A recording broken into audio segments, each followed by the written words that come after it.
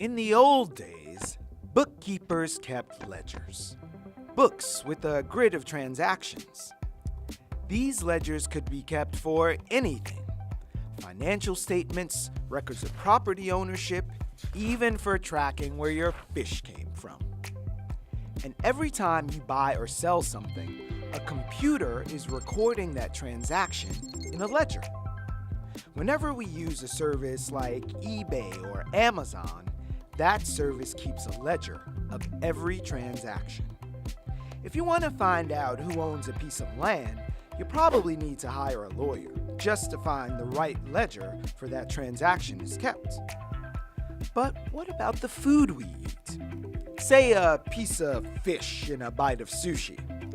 Is anyone keeping a record of where that fish is from? And who has access to those records? Enter the blockchain. It's just like a privately held ledger, except that anyone has access to it. Like a giant public database in the cloud, all the entries are out there in the open for everyone to see. The most famous user of blockchain technology is Bitcoin, an electronic currency with a completely public ledger.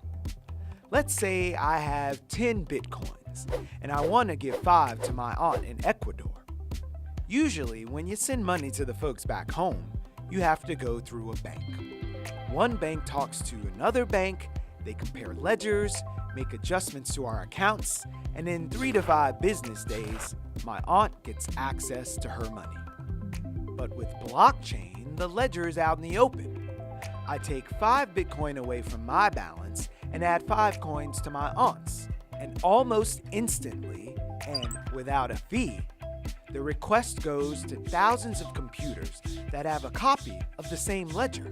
Because everyone has access to the ledger, it's almost impossible to scam, because you need to scam everyone at once.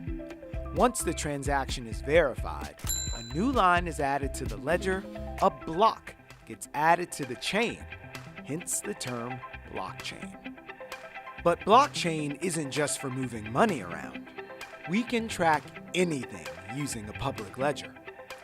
Right now, we can track a gem from the mine to seller to a buyer to put an end to conflict diamonds. We could use the technology to publicly track voting to make sure that there isn't interference. Here in Brooklyn, blockchain has been used to distribute energy generated by solar panels to neighbors in Park Slope. No Con Ed required. But this all raises some questions for how we'll do business in the future. What happens when we don't need a middleman?